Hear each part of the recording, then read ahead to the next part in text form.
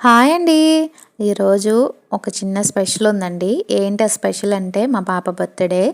పాప బర్త్‌డేకి ముందుగానే ఏం కావాలమ్మా అడిగితే తను కొన్ని కొన్ని ఐటెమ్స్ చెప్పింది. వాటితో పాటు పూర్ణాలు కూడానే అడిగింది. ఇంకా పుట్టినరోజుకి వాళ్ళకి ఏమి ఇష్టమో అది పెట్టాలి కదా! అందుకని చెప్పి పూర్ణాలకి పిండి కలిపేసి పక్కన పెట్టేశాను. ఇంక ఇది అయిపోయాక స్కూల్‌కి వెళ్ళామండి పాప చాక్లెట్స్‌కని. ఇంకా చాక్లెట్ పంచేసి టీచర్స్‌కి ఏమో కొన్ని స్వీట్ ఐటెమ్స్ ఇచ్చేసి ఇంకా మేము ఇంకా పాపనైతే స్కూల్లో ఉంచలేదు, తీసుకొచ్చేసాం. ఇంకా ఇంటికి రాగానే ఇంకా ఉప్పు చేపల కూర చేశానండి. కొంచెం పులుసుగా పెట్టాను. ఇంకా మధ్యాహ్నం టైం అయిపోయింది కదా! ఇంకా మా వారను ఇంకా మా మరిది కూడా వచ్చారండి. ఇంకా వీళ్ళకి అన్నం పెట్టేశాను. ఇంకా ఎలా ఉంది అని చెప్పి అడుగుతుంటే బాగుందని చెప్పి అంటున్నారు. ఇంకా అన్నం పెట్టేశాక వీళ్ళు వెళ్ళిపోయారు. ఇంకా వెళ్ళిన తర్వాత నా పనిలో నేను మొదలు పెట్టేశానండి. ఇంకా పప్పు నానబెట్టాను కదా! ఇంకా ఆ పప్పునైతే ఉడకబెడతాను, పచ్చని పప్పు. ఇది కొంచెం బాగా మెత్తగా ఉడికిన తర్వాత పప్పు గుత్తితో తిప్పేస్తాను. నేను మిక్సీ అయితే ఎక్కువ వేయనండి, ఇలాగే చేస్తాను. ఇది వేడి మీద ఉన్నప్పుడే ఇలా తిప్పాలి. ఇంక ఇది కొంచెం నలిగిన తర్వాత దీంట్లో బెల్లం వేయాలి కదా! ఇలా బెల్లం దంచుతున్నా.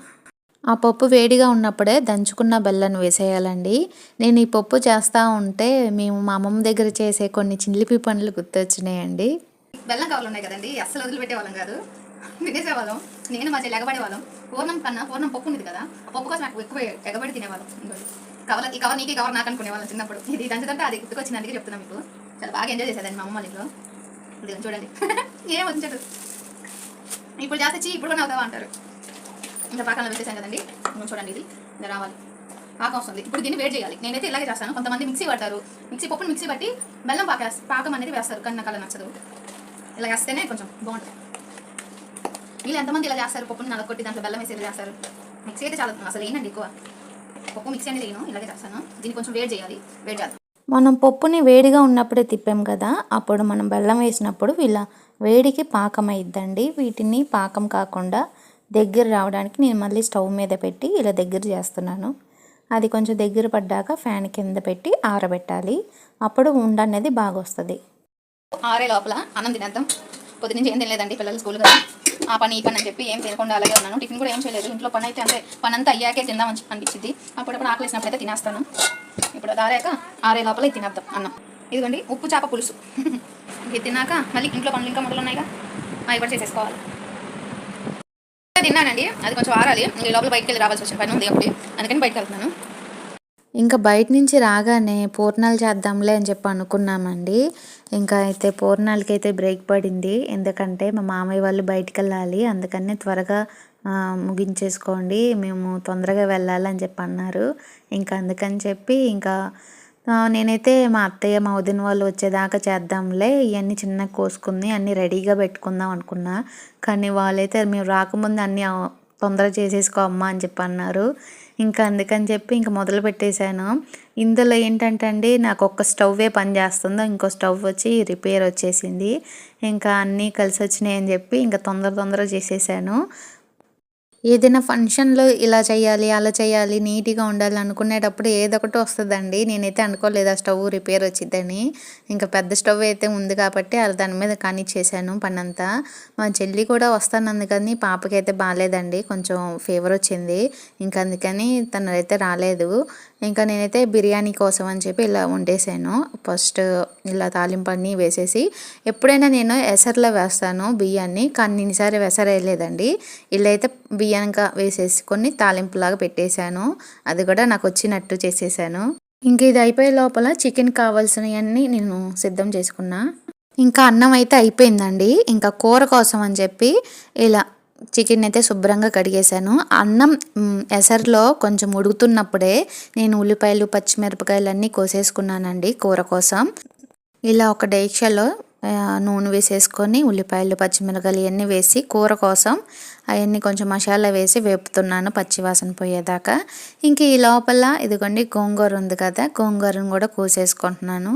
ఇంకొక్కదాన్నే కదా అని చెప్పి ఇంకా మా బాబుని పిలిచానండి. వాడు కూడా గోంగూరని ఒలిచాడు. వీడికి ఏదైనా పని చెప్పాలంటే చాలా భయం, ఎందుకంటే వీడికి ఒక్క పని చేయమంటే 2 పనులు చేసి పెడతాడు. నాకు సరిగా చేయడు. పాప అయితే కొంచెం నీట్గా చేసిద్ది, కానీ వీడితో చాలా కష్టం అండి, చిన్నపిల్లాడు కదా ఇంకా. ఇదిగోండి అన్నం అయిపోయింది, అలాగే కూర కూడా అయిపోయిందండి. ఇంకా మిగిలి ఉన్నది గోంగూర ఒకటి. ఈ గోంగూర కూడా పెట్టేసి వేడి చేసేసి పక్కన తింపేశాను. అది రుబ్బుకునే లోపల ఇలా పూర్ణాలు అయితే వేసేసుకున్నాము. నేనైతే తొందరపడి కొంచెం ఒక పూర్ణం తిప్పేశానండి, అందుకని పప్పు అనేది బయటకు వచ్చేసింది. ఇంక ఈ లోపల మా వదిన వాళ్ళు మా అత్తయ్య వాళ్ళు కూడా వచ్చేసారుగా. ఇంకా మా వదిన పూర్ణాలు నేను వేస్తాలే అంటే మా వదిన చేసింది. ఇంకా ఈ లోపల అయిపోయినాయండి తొందరగానే.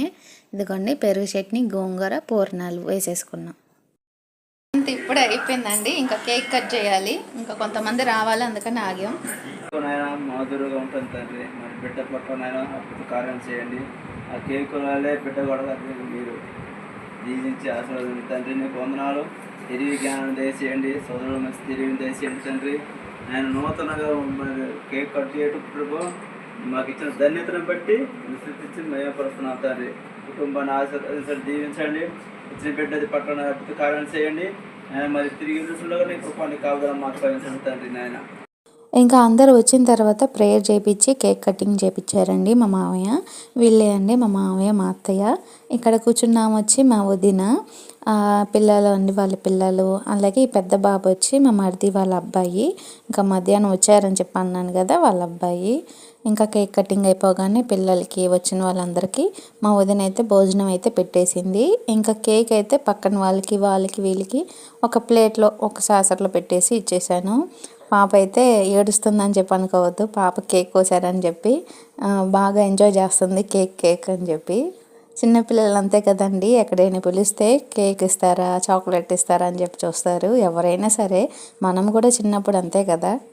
ఇంకా పిల్లలు పెద్దవాళ్ళు అందరం కేక్ పెట్టేశాక ఇలా భోజనాలు పెట్టేశారండి. ఇంకా ఇదిగోండి ఇలా లైన్గా కూర్చొని పిల్లలందరూ తినేశారు. అలాగే ఆంటీ అంకుల్ కూడా వచ్చారండి. వీళ్ళు మేము ఒకే చర్చికి వెళ్తాము. ఇక్కడ కూర్చున్న ఆమె మా పాప వాళ్ళ టీచర్. నాకైతే 8th క్లాస్ నుంచి 10th క్లాస్ దాకా క్లాస్ ఫ్రెండ్ అండి.